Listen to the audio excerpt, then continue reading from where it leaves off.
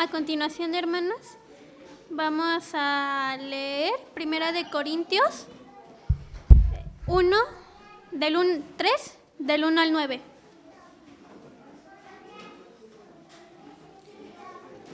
Primera de Corintios 3, del 1 al 9.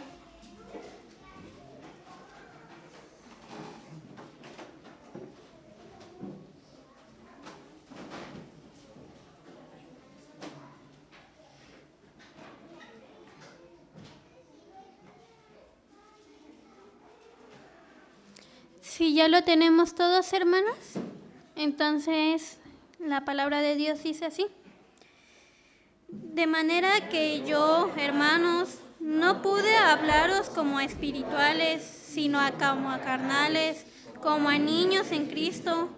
Os di a beber leche y no vinagre, porque aún no erais capaces, ni sois todavía capaces, porque aún sois carnales. Pues habiendo entre vosotros celos, contiendas, disensiones, ¿no sois carnales y andáis como hombres? Porque diciendo el uno, yo ciertamente soy de Pablo, y el otro, yo soy de Apolos, ¿no sois carnales? ¿Qué pues es Pablo y qué pues es Apolo? Servidores por medio de los cuales habéis creído, y eso según lo que a cada uno concedió al Señor. Yo planeé, Apolo regó, pero el crecimiento de Dios. Así que ni el que planta es arco, ni el que riega, sino Dios que da el crecimiento. Y el que planta y el que riega son la misma cosa, aunque cada uno recibirá su recompensa conforme a su labor. Porque nosotros somos colaboradores de Dios, y vosotros sois labranza de Dios, edificio de Dios. Amén. Es momento de la predicación a cargo de nuestro hermano Octavio Córdoba. Le dejo la palabra.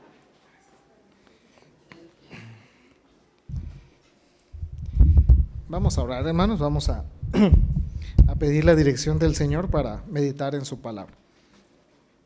Soberano Señor, a ti sea la gloria, a ti sea la honra, Señor, y a ti la alabanza, Señor, en medio de tu pueblo, Padre Santo.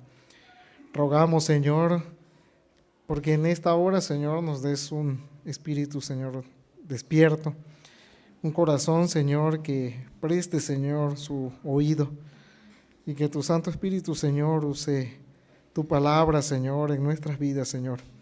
A pesar, Señor, tal vez de una exposición deficiente, Señor, conocemos de que tu Espíritu Santo, Señor, obra, Señor, en nuestros corazones.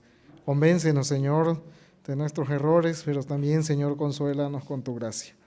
A tu nombre sea la gloria, en Cristo Jesús te lo rogamos. Amén. Pueden tomar sus asientos, hermanos.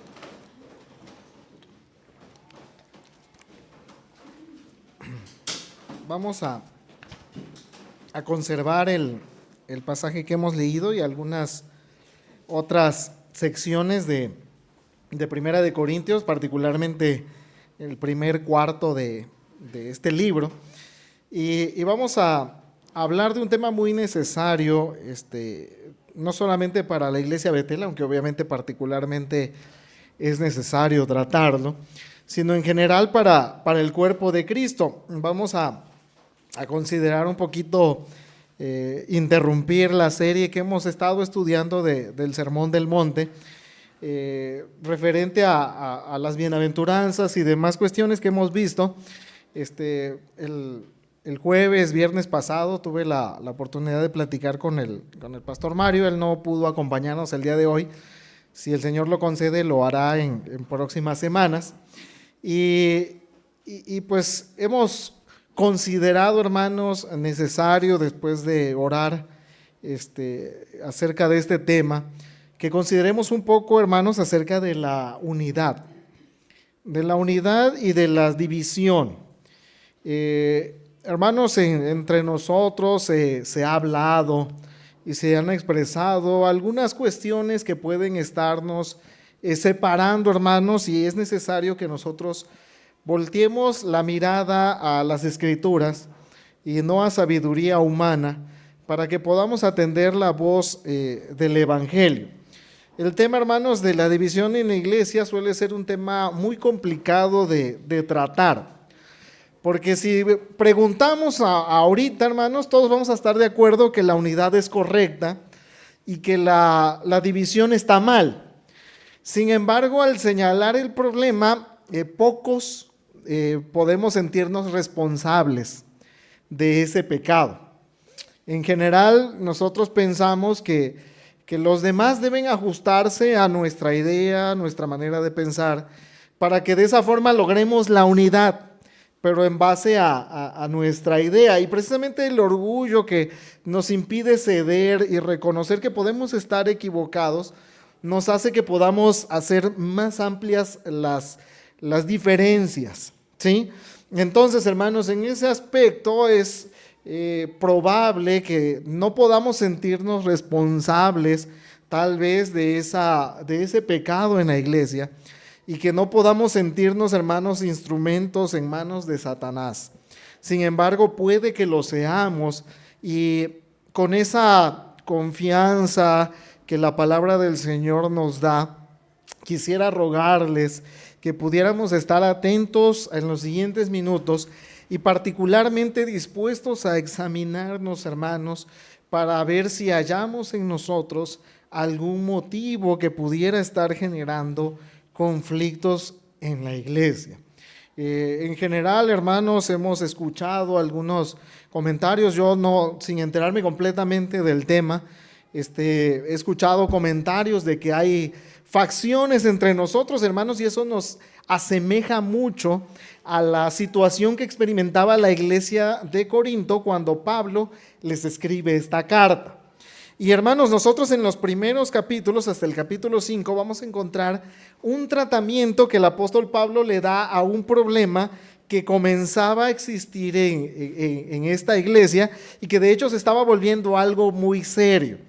Entonces, no consideraremos este mensaje como un tema muy exhaustivo, o no abordaremos todos los detalles posiblemente, porque tiene realmente mucha tela de dónde cortar, pero sí consideraremos estos primeros 5 capítulos de Corintios, de Primera de Corintios, para hallar principios y pautas generales que la iglesia de Corinto estaba experimentando, que nosotros estamos experimentando, y cómo el apóstol Pablo propone una solución dependiente del Señor para la iglesia.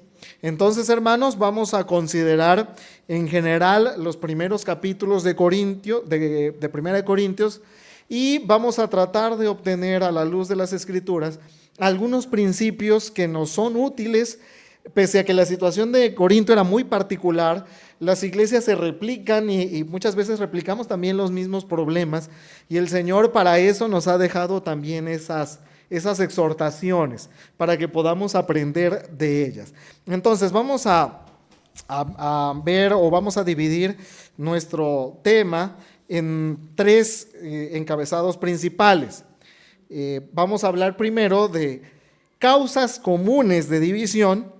Después vamos a hablar un poco acerca de consecuencias para los causantes de división, y finalmente veremos el mejor y único remedio. Solamente 3 encabezados para que se nos haga fácil de digerir y fácil de recordar también. Primero veremos algunas causas de división, después veremos consecuencias para los causantes de la división, y finalmente el mejor y único remedio. Vamos a comenzar, hermanos, con algunas causas de división que la iglesia de Corinto estaba experimentando, y que de hecho es raíz de que nosotros podamos pasar por una situación semejante. Y la primera de ellas la vamos a encontrar en Primera de Corintios, capítulo 3, versículos del 1 al 4, y es inmadurez en la iglesia. Inmadurez en la iglesia. Le voy a dar lectura a estos versículos que ya leímos. Dice la palabra del Señor: de manera que yo, hermanos, no pude hablaros como a espirituales, sino como a carnales, como a niños en Cristo. os di a beber leche y no vianda, porque aún no erais capaces, ni sois capaces todavía, porque aún sois carnales. Pues habiendo entre vosotros celos, contiendas y disensiones, ¿no sois carnales y andáis como hombres? Porque diciendo el uno, yo ciertamente soy de Pablo, y el otro, yo soy de Apolos, ¿no sois carnales? El apóstol Pablo aquí presenta un conflicto que se comenzaba o que se estaba dando en la iglesia de Corinto, que de hecho viene desglosado desde el primer capítulo. En el capítulo número 1, versículos 10 en adelante, nosotros vamos a encontrar un problema que los miembros de la iglesia de Corinto comenzaban a padecer, y era que había facciones siguiendo a ciertos líderes, ¿sí? La iglesia de Corinto, hermanos, para empezar, era una iglesia ubicada en Grecia. Era una iglesia o un lugar, una ciudad próspera muy propensa hacia algunos excesos. Como había abundancia de tránsito, de viajeros, y era una ciudad con mucho tinte comercial, la ciudad comenzó o siempre más bien, tuvo esa fama de que sus habitantes se entregaban mucho a hacer las cosas, pero hacerlas sin límite. Si bebían, se embriagaban y era continuo encontrar borrachos siempre. Se entregaban a la prostitución, se entregaban a toda clase de excesos. Incluso entre los romanos había un verbo que ellos acuñaron para la época, el verbo que traduciríamos al español, corintizar, que significaba vivir de manera pendenciera o excesiva. Esa era la fama de la ciudad de Corinto. Entonces, los corintios, la iglesia de Corinto, no se había podido separar completamente de esa cultura social, y ellos también habían llevado la retórica griega hacia el interior de la iglesia. Tanto que algunos habían adoptado su maestro favorito y se declaraban básicamente seguidor de ese maestro en particular. En el primer capítulo nosotros vemos que los corintios habían adoptado a Pablo, algunos como fundador de la iglesia, tenía pues cierto renombre, escritor de cartas inspiradas, etc. Otros preferían seguir a Apolos, que era un predicador que en Hechos capítulo 19 se nos dice que llegó a la iglesia de Corinto y estuvo ahí por algún tiempo, incluso a instancias del propio Pablo. Y Apolos se nos presenta en la escritura como un predicador muy exitoso, ¿sí? Como un hombre con una retórica importante. En el capítulo 18 al final vemos que él públicamente demostraba por las escrituras que Jesús era el Cristo, después de haber recibido de Aquila y Priscila una instrucción. Entonces algunos fueron convencidos de mejor seguir a Apolos, y algunos, dice, seguían a Cefas, que nosotros identificamos como el apóstol Pedro. Probablemente era la facción de la iglesia que estaba más cerca al judaísmo, porque usualmente el apóstol Pedro fue asociado más a la iglesia de Jerusalén, y de hecho tuvo un conflicto con Pablo que es narrado en Gálatas acerca de la comida con los gentiles. Y algunos que parecían un poquito más espirituales, estos decían que seguían solamente a Cristo. El apóstol Pablo, sin embargo, no los pone a ellos como ejemplo, sino que los mete dentro del mismo grupo que estaba causando conflictos. Lo que nos hace, hermanos, pensar que estas personas tenían mucho paralelo con las que al día de hoy no se congregan a veces en ninguna iglesia, y que de repente tú les dices, oye, ven con nosotros, y ellos te dicen, no, porque yo no sigo a hombres, sino yo sigo a Cristo, ¿no? Como que nadie es digno, ¿no? Y como si los demás no estuviéramos siguiendo a Cristo, sino estuviéramos siguiendo otra cosa, ¿no? Ese grupo de personas tampoco se salva, sino que también estaban en ese mismo problema. Pareciera entonces que este último grupo era el más espiritual, pero sin embargo también tenía esa problemática. Entonces, ¿cuál es la respuesta del apóstol Pablo a esta situación? Primero, hermanos, señala su inmadurez, que la menciona en este caso como carnalidad, ¿sí? Los corintios eran inmaduros en cuanto a la fe. No se refiere, hermanos, aquí que eran personas no salvas. De hecho, en el saludo, el apóstol Pablo los identifica como la iglesia de Cristo, llamados a ser santos. Entonces, se está refiriendo a creyentes. Pero, hermanos, eran creyentes que estaban en una situación de inmadurez espiritual como niños en la fe. Y aquí, hermanos, el apóstol Pablo en el capítulo 3 en particular, les dice que ellos ya deberían estar en cierto nivel de madurez, pero todavía no eran capaces, sino se estaban comportando carnalmente. Es, hermanos, como nosotros a lo mejor al día de hoy podemos pensar de un adolescente, ¿no? Y le decimos, bueno, es que todavía va a tomar su leche nada más, ¿no? Porque otra cosa le hace daño. Eso sería muy extraño. O si pensamos a lo mejor a un bebé de meses y le decimos, bueno, vamos a darle sus camarones o su corte de carne, eso es incongruente. La alimentación tiene que ser adecuada a la madurez y a la edad. En el caso de los corintios estaban todavía en una situación de inmadurez, estaban en una situación de infancia espiritual y mostraban todavía mucha carnalidad, debiendo, hermanos, ir absorbiendo las doctrinas del evangelio, creciendo en madurez, creciendo en fe. Ellos estaban todavía entretenidos en cuestiones que aportaban muy poco al crecimiento de la iglesia, ¿sí? Entonces, aquí vemos algo que estorba la unidad, y ese estorbo es la inmadurez. En vez, hermanos, de que los corintios estuvieran preocupando por algunas cuestiones de más madurez espiritual, estaban entretenidos todavía en ver cosas tan superficiales como intentar ordenar a los predicadores en un orden de quién es mejor y quién es el peor, ¿sí?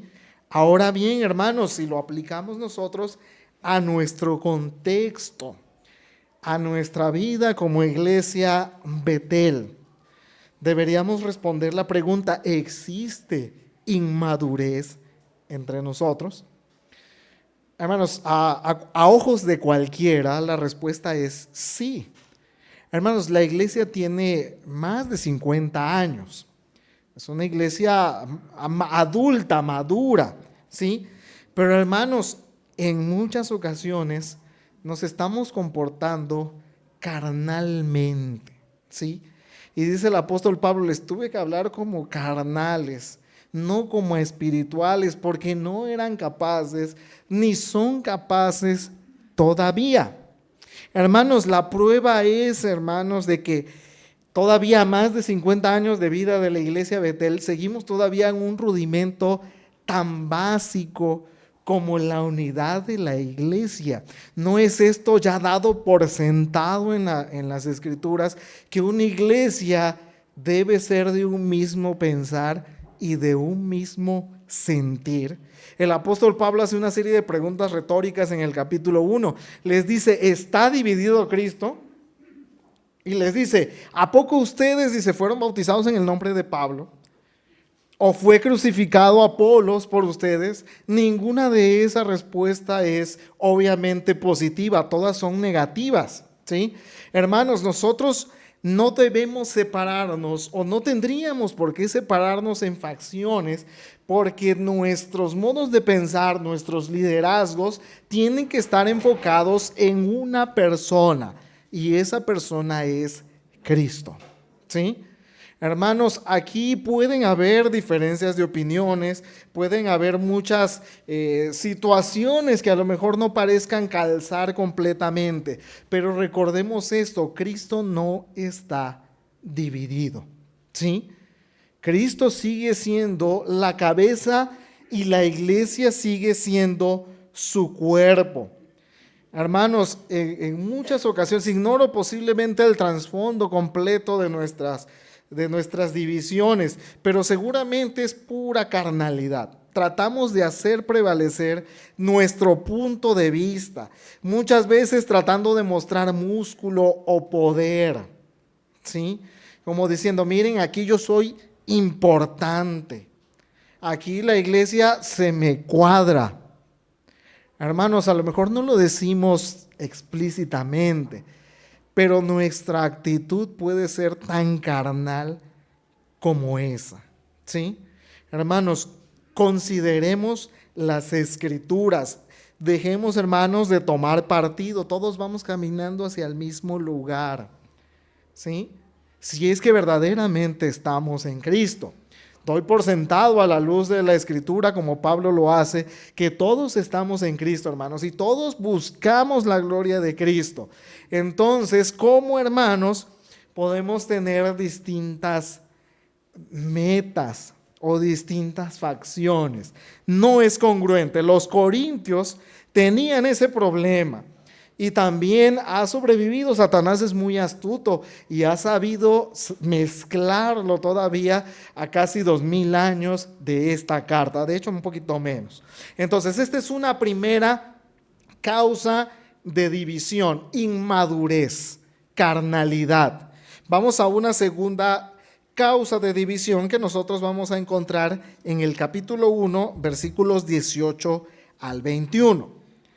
Dice la palabra del Señor, 1 Corintios 1, 18 al 21, porque la palabra de la cruz es locura a los que se pierden, pero a los que se salvan, perdón, esto es, a nosotros es poder de Dios. Pues está escrito, destruiré la sabiduría de los sabios y desecharé el entendimiento de los entendidos. ¿Dónde está el sabio? ¿Dónde está el escriba? ¿Dónde está el disputador de este siglo? ¿No ha enloquecido Dios la sabiduría del mundo?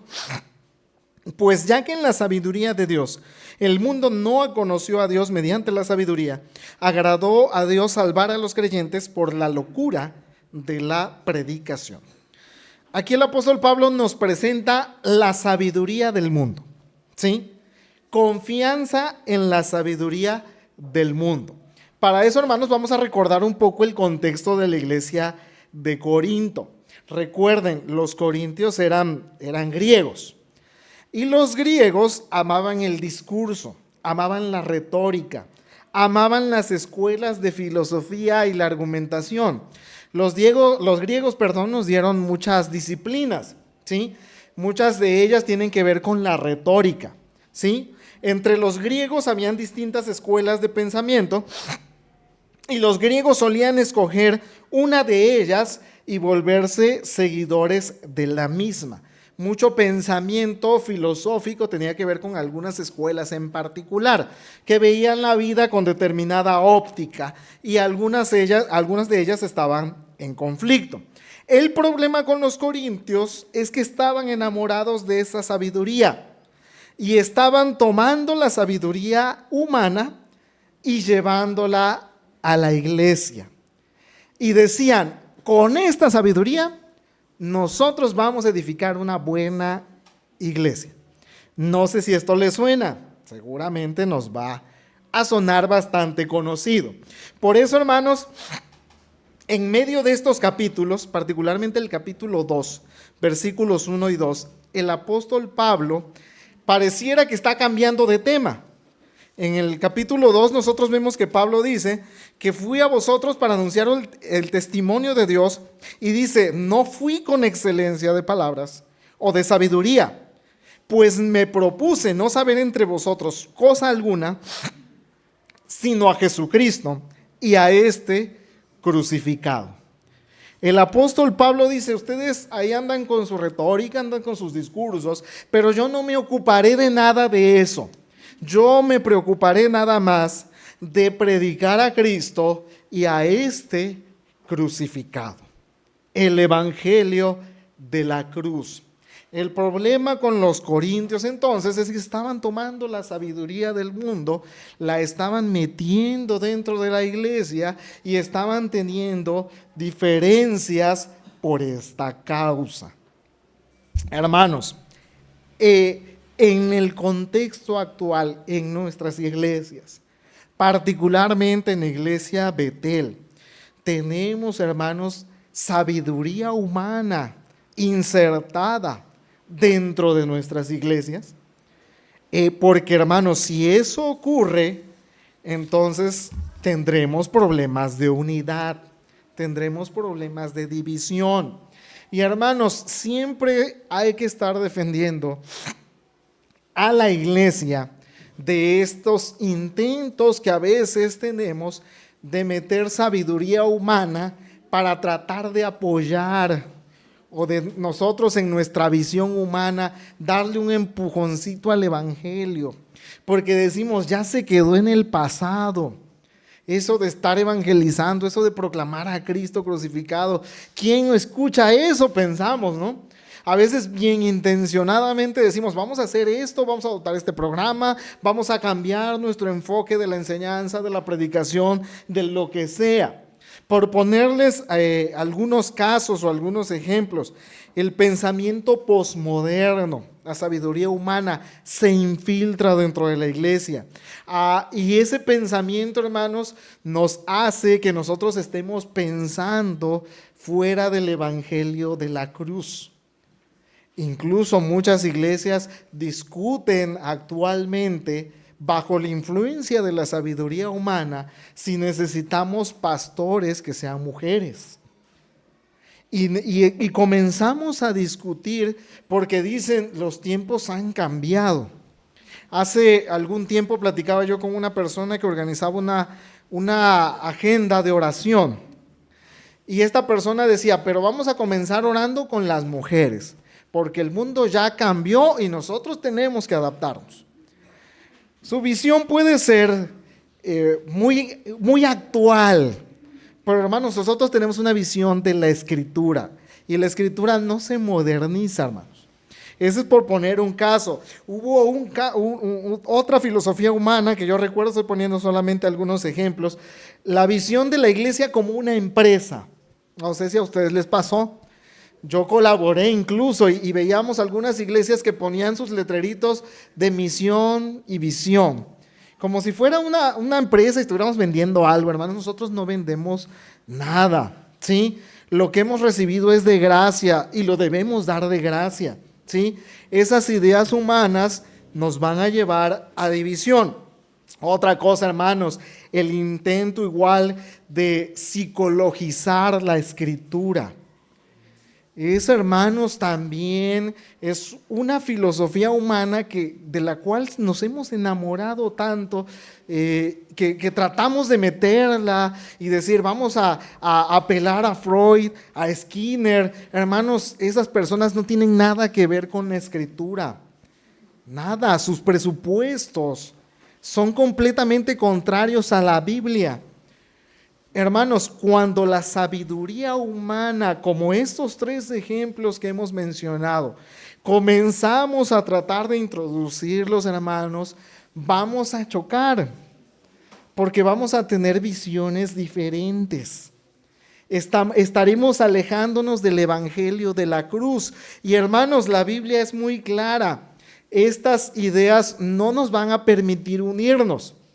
¿Por qué? Porque dos no van a estar juntos si no están de acuerdo, ¿sí? Si a lo mejor alguno de ustedes tiene esa visión empresarial y yo no la tengo, hermanos, no nos vamos a poner de acuerdo, pues.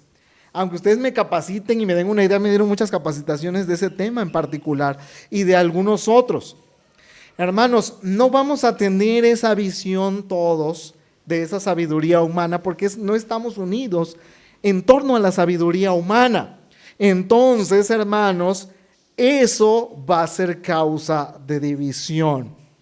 Cuando nosotros tomamos la filosofía, la sabiduría humana, particularmente contemporánea de nuestra época, y tratamos de que esa sea la visión. Y, hermanos, en muchas ocasiones no solamente lo aplicamos como una sugerencia, sino que venimos con la fuerza y decimos, así se tiene que hacer. Y si no se hace como yo quiero, entonces me voy a enojar y voy a comenzar a hacer una campaña y voy a convencer a mis amigos en la iglesia para que podamos hacerlo. Hermanos, estaremos entonces provocando celos, contiendas y disensiones en la iglesia. Dos causas muy sencillas, hermanos, que a lo mejor hemos descuidado mucho. Estamos actuando posiblemente de una forma carnal y enamorándonos de las filosofías de este mundo.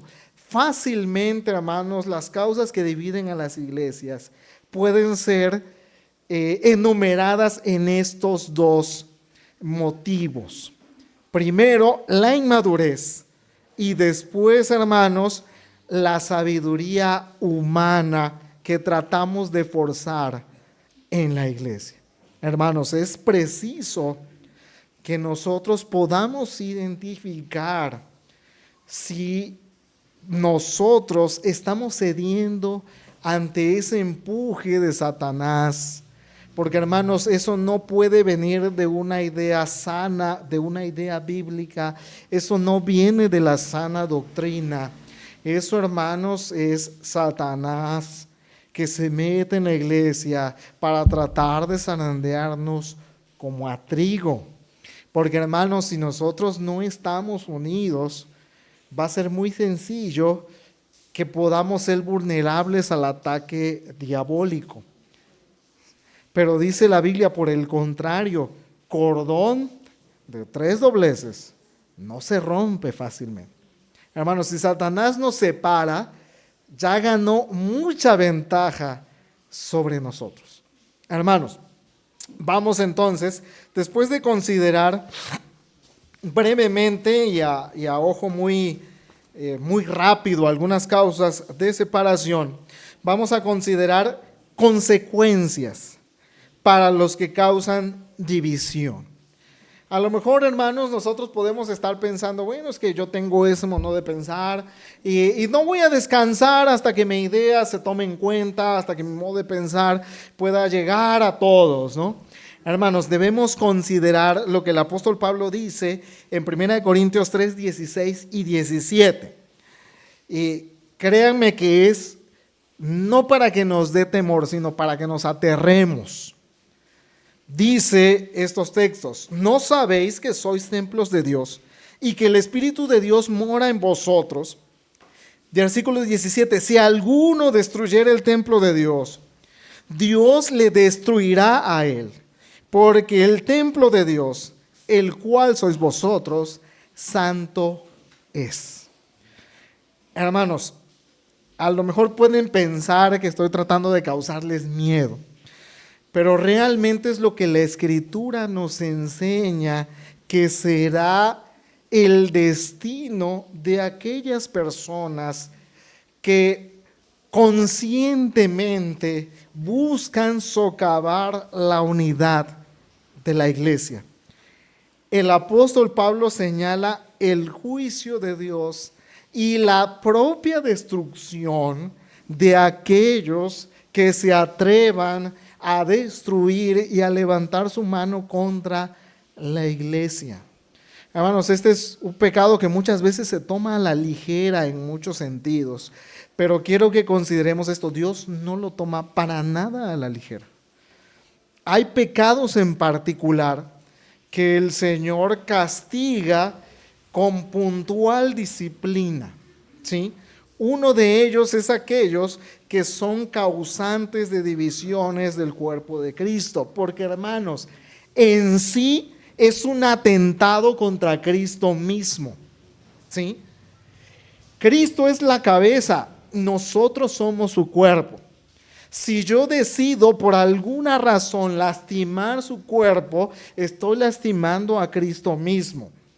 Y Él no se va a tomar en poco una ofensa como tal. Lucas 17, del 1 al 2, nos muestra una imagen semejante. Nos dice que sería mejor para una persona que hace tropezar a los pequeños, no refiriéndose a niños, sino a creyentes humildes y sencillos. Y si esa persona los hace tropezar, lo mejor que podríamos hacer por él, lo más piadoso, sería que le amarráramos una piedra al cuello y lo arrojáramos a lo profundo del mar. Es una imagen muy, muy fea, ¿no? Pero hermanos, el castigo que el Señor tiene para aquellas personas que causan divisiones es mucho más severo que arrojar a la persona al mar. Entonces, hermanos, encontremos en esta palabra una advertencia para todos nosotros. Y hermanos, me alegro de no conocer realmente el contexto de alguien en particular, para que no se piense que estoy hablando de alguien específicamente. Como les dije hace algunos minutos en el inicio, de este pecado casi nadie nos sentimos responsables, pero todos debemos voltear a nosotros por si estamos siendo una piedra de tropiezo, hermanos, porque verdaderamente es una advertencia muy seria. O sea, aquí no podemos estar jugando a la iglesita, pues no puedes estar jugando con fuego, tratando de causar divisiones y pensando, miren, ya logramos que media iglesia se venga conmigo. Hermanos, esto no es una broma. Nada de lo que la Escritura menciona es, por supuesto, pero en particular debemos ser muy cuidadosos, hermanos. Muy cuidadosos, porque Dios no tolerará semejante ofensa a su nombre. Hermanos, si nosotros reconocemos en nosotros este pecado, hermanos, no es preciso, no es necesario que el día de hoy vengas delante del Señor en arrepentimiento, no para mañana, no para cuando presumiblemente hayas logrado tu objetivo, sino hoy. El juicio del Señor no es poca cosa. Y hermanos, verdaderamente oré mucho al Señor para que el Señor pueda usar su palabra a través de su Espíritu, para que verdaderamente tengamos esa preocupación por nuestras almas. Porque si persistes sin arrepentirte, hermanos, si te enorgulleces en tu vanidad, Señor, que el Señor tenga misericordia de nosotros, hermanos, si hemos sido piedra de tropiezo, ¿sí? Hermanos, no admiremos solamente la belleza de la palabra. En ocasiones escuchamos, cuando sobre todo el mensaje nos golpea, ¿no? Y escuchamos decir, qué bonita es la palabra, ¿no? Qué bueno estuvo, ¿no? Hermanos, sabemos de sobra que la palabra es bella. Sabemos de sobra que la palabra es hermosa. Hermanos, el punto es cuándo la piensan empezar a vivir. Porque, hermanos, no somos los únicos que podemos ser oidores. En Ezequiel 33, del 31 al 33, se nos narra el caso de los refugiados que estaban con Ezequiel. Y dice la Biblia que Ezequiel fue un predicador, predijo mucho, fue un profeta del Señor y nadie le hacía caso. Él predijo la caída de Jerusalén, pero los judíos como que lo tiraban a loco, así de que cómo vamos a creer que Dios va a destruir su templo o va a permitir la destrucción de su templo. Resulta, en Ezequiel 33 se nos dice que Jerusalén cayó y el templo fue arrasado y de repente Ezequiel se convirtió como que en el hombre de moda, ¿no? Porque él había predicho esto y la gente se amontonaba a escuchar la profecía de Ezequiel. Y Dios le dice, ellos vienen a ti como pueblo mío, vienen y dicen, tú cantas bonito, ¿no? Eres como un cantor de amores que canta bien, porque la profecía de Ezequiel podría tener un tintes poéticos. Y le dice Dios, pero no te fíes de ellos, porque escuchan tu palabra y no la ponen por obras. Pero cuando llegue el juicio, van a saber que hubo profeta entre ellos. Hermanos, no vayamos a ser unos israelitas en el tiempo de Ezequiel. ¿Cuántos mensajes, hermanos? Y estoy seguro que no es el primero que escuchamos, acerca de la unidad. y de otros temas, de muchos temas muy diversos. Hermanos, es después de 50 años de vida de la Iglesia Betel, todavía tenemos que escuchar los mismos rudimentos para ver si esta vez sí le vamos a hacer caso. Hermanos, no es esa la actitud que se espera de los hijos de Dios. Hermanos, y me disculpo por si suena algo duro el mensaje del Señor, pero la palabra es como es, y realmente no es justo rebajarla, sino indicar lo que ella está enseñando. Y vamos, hermanos, a traer ya una parte de esperanza, el mejor y el único remedio.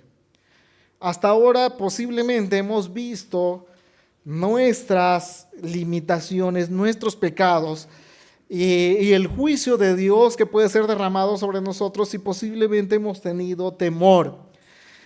La belleza de nuestro Dios y de su evangelio es que nos muestra nuestro pecado, pero no nos deja sin mostrarnos su gracia. Y hermanos, el apóstol Pablo también nos muestra la gracia del Señor para que podamos atender este problema, el mejor y el único remedio. La pregunta entonces que surge naturalmente es: ¿cómo podemos combatir la división en la iglesia? Hermanos, la respuesta es: el evangelio de Cristo resuelve la división. El evangelio de Cristo. A lo mejor ustedes están pensando, bueno, ¿cómo tantas cosas pueden ser resueltas con un mensaje tan sencillo del Hijo de Dios dando su vida por los pecadores? El apóstol Pablo, bajo la dirección del Espíritu Santo, dice que esto es así. En el capítulo 2, versículos 1 al 5, se nos dice: así que, hermanos, cuando fuimos a vosotros para anunciaros el testimonio de Dios, no fui con excelencia de palabras o de sabiduría, pues me propuse no saber entre vosotros cosa alguna sino a Jesucristo y a este crucificado. Y estuve entre vosotros con debilidad y mucho temor y temblor, y ni mi palabra ni mi predicación fue con palabras persuasivas de humana sabiduría, sino con demostración del Espíritu y de poder, para que vuestra fe no esté fundada en la sabiduría de los hombres, sino en el poder de Dios. Hermanos, la inmadurez en la fe se combate con madurez, creciendo en la fe, en el conocimiento del Hijo de Dios, hasta llegar a la estatura de ese varón perfecto. Limpiemos la iglesia, hermanos, de sabiduría humana. Pablo lo hizo. Llegó a Corinto y les dijo: ¿ustedes quieren retórica? ¿Ustedes quieren discursos? No, vamos a hablar de Cristo y de este crucificado. Hermanos, si resaltamos la centralidad del evangelio, si obedecemos los preceptos simples, hermanos, la belleza del evangelio de Cristo es que es tan sencillo que tú se lo puedes explicar a los niños y ellos pueden entenderlo. El Señor se complace en salvar a los pecadores con un mensaje que al mundo le parece una locura. Crezcamos, hermanos, en ese conocimiento y en ese evangelio de la cruz. Cuando podamos, hermanos, entender la belleza de este evangelio, muchas de esas divisiones las vamos a poder resolver sin necesidad de nada más que eso, el evangelio de la cruz, la enseñanza clara y explícita de la Escritura. Hermanos, es necesario entonces crecer en conocimiento, ser unidos en las doctrinas fundamentales del evangelio. Y eso, hermanos, va a sacar posmodernismo, va a sacar visiones empresariales, va a sacar toda esa sabiduría humana que se nos ha insertado en nuestra iglesia. Hermanos, ¿cómo seremos de un mismo pensar si no estudiamos las Escrituras? Aquí el punto es ese. Hay que tomar medidas y acciones contundentes para poder salir de ese bache donde estamos. Hermanos, debemos llegar a la unidad de la fe y a crecer en el conocimiento de las Escrituras. Hermanos, para eso, hermanos, debemos estudiar en lo privado y debemos aprovechar, hermanos, el tiempo para estudiar juntos. ¿Sí? Hermanos, hoy tenemos un buen tiempo y en la misericordia del Señor somos muchos. Pero, hermanos, podemos aprovechar más el tiempo. Hermanos, desde las 10 de la mañana tenemos clases en el Instituto de Formación. Estamos viendo las doctrinas fundamentales del Evangelio, precisamente esto. Hermanos, no desperdicien esa oportunidad. O sea, mi pregunta ¿es tan difícil levantarse temprano un domingo? O sea, entre semana todos trabajamos. Yo me levanto a las 6 para poder lavarme la cara, para poder cepillarme, estudio un poco la Biblia y a las 7 ya estoy trabajando propiamente dicho. Estoy seguro de que mi agenda puede llegar a ser ligera a comparación de muchos de ustedes, que para lo material y para la carne sí hacemos el sacrificio necesario. Y hermanos, realmente, o sea, lo digo con mucho dolor, ¿realmente le regateas a Dios 2 horas a la semana? O sea, ¿eso es congruente con una vida de un creyente? O sea, realmente es, o sea, perdonen, pero es increíble, hermanos. Es solo un día a la semana. Y si el Señor nos pidiera los 7, también sería justo. Y hermanos, aún así, no estamos dispuestos, hermanos, a poder tener un estudio conjunto. ¿Cuándo vamos a llegar entonces a la unidad de la fe si cada quien tiene su propia idea? Hermanos, la unidad de la fe nos debe llevar a pensar en las doctrinas fundamentales la misma cosa. El apóstol Pablo dice que seamos de ese mismo sentir. Y hermanos, ¿cómo vamos a ser de ese mismo pensamiento si realmente no estamos tomando la decisión de dar el tiempo al Señor para entender esos rudimentos? Y aquí, hermanos, vamos a tener algunos comentarios y vamos a darnos cuenta de muchos errores. Yo el primero. Pero hermanos, eso es algo que no vamos a lograr si no nos disciplinamos a estudiar juntos la Biblia. Porque hermanos, hay muchos maestros muy valiosos que podemos encontrar en internet, pero algunos son falsos maestros y sostienen doctrinas erradas. Y nosotros podemos escucharlos y venir con esa idea y contaminarnos. Hermanos, una de las bellezas de la iglesia reformada, la iglesia presbiteriana, es que tenemos un cuerpo de doctrina muy sólido, que es muy desconocido, hermanos. La cadena de oro, la soteriología, hermanos, son rudimentos muy básicos que muchos desconocemos. Hermanos, la simplicidad del evangelio, debemos estudiar juntos, hermanos. Y realmente, o sea, con un corazón pastoral les digo, tomen en serio esta palabra. Porque hermanos, si hemos escuchado el mensaje del evangelio, hemos entendido claramente qué excusa le vas a presentar a Dios, que sea válida si persistes en no hacerlo. O sea, ¿qué le vas a decir? ¿Le vas a decir que era tu día de descanso? ¿Que te daba flojera? O sea, ¿qué puedes presentar delante de Dios que sea digno? Hermanos, también el evangelio de la cruz resuelve la división por la humildad de Cristo.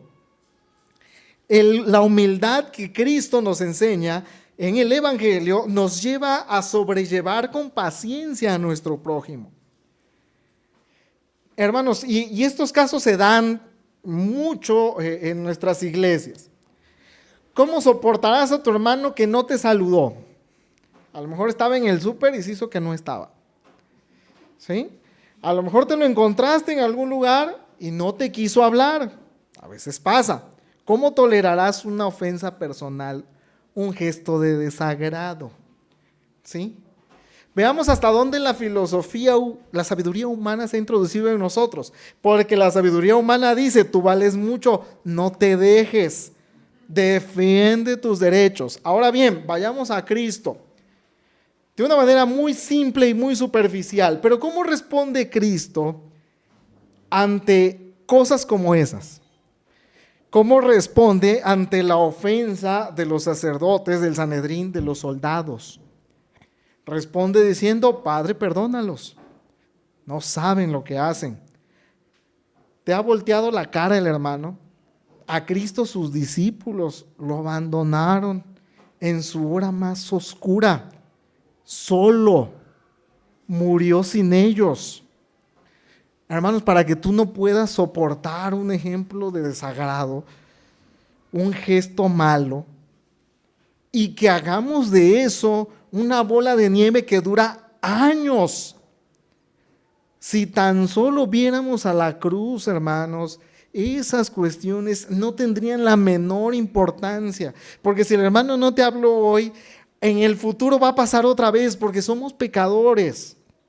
Y porque eso está arraigado en nosotros, hermanos. Veamos al evangelio de la cruz, veamos a Cristo, cómo responde Él ante las ofensas que le hacemos al día de hoy, no destruyéndonos, sino teniendo misericordia.